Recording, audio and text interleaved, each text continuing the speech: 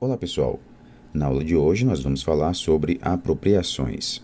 No contexto dos séculos XIX e XX, a produção do conhecimento nos marcos da ciência seria o foco privilegiado do trabalho dos historiadores. A didática ou ensino da história seria um campo destinado a outros profissionais.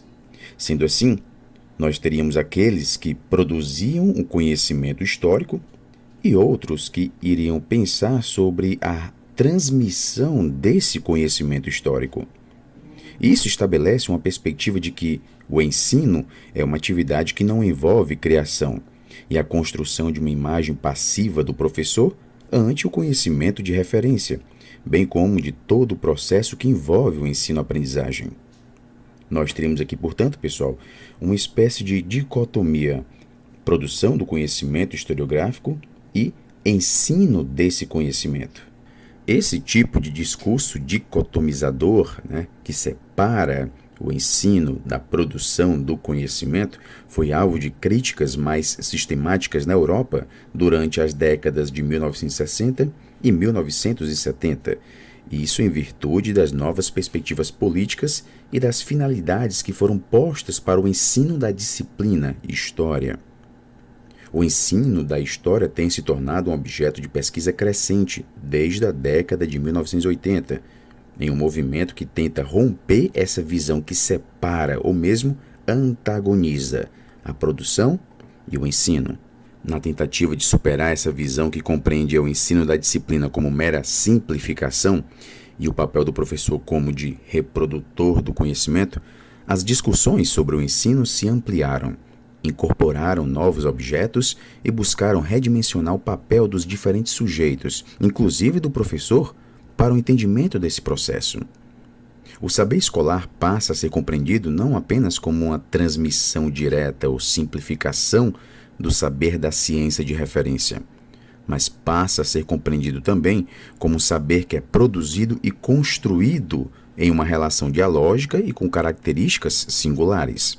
Nesse contexto, o livro didático apresenta-se como um elemento importante para a compreensão do ensino da disciplina de História, bem como a utilização deste material, a relação que se estabelece entre o sujeito professor e o livro didático. Apesar de o livro atrair muitos defensores e críticos no Brasil, a sua importância nas práticas e no cotidiano da sala de aula é um dos poucos consensos que existem em torno das análises desse aparato didático, ou suporte. Há um reconhecimento de que em muitas salas de aula, de todas as regiões do Brasil, este livro didático se constitui em um dos únicos, ou até mesmo o único, apoio e instrumento pedagógico de alunos e professores. Como um instrumento didático, o livro serviu e serve a diferentes formas de educação que se constituíram em tempos e lugares diversos.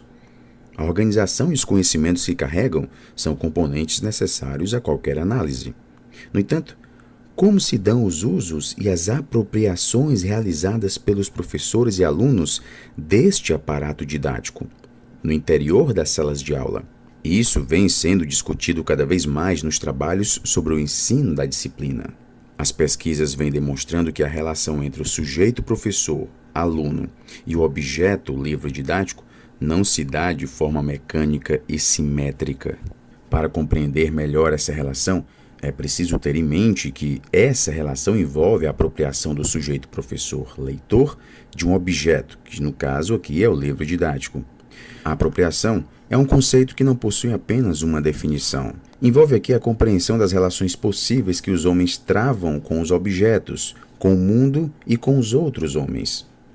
A relação entre sujeitos professores e livros didáticos e sujeitos alunos e os livros didáticos não se dá de forma cartesiana e direta.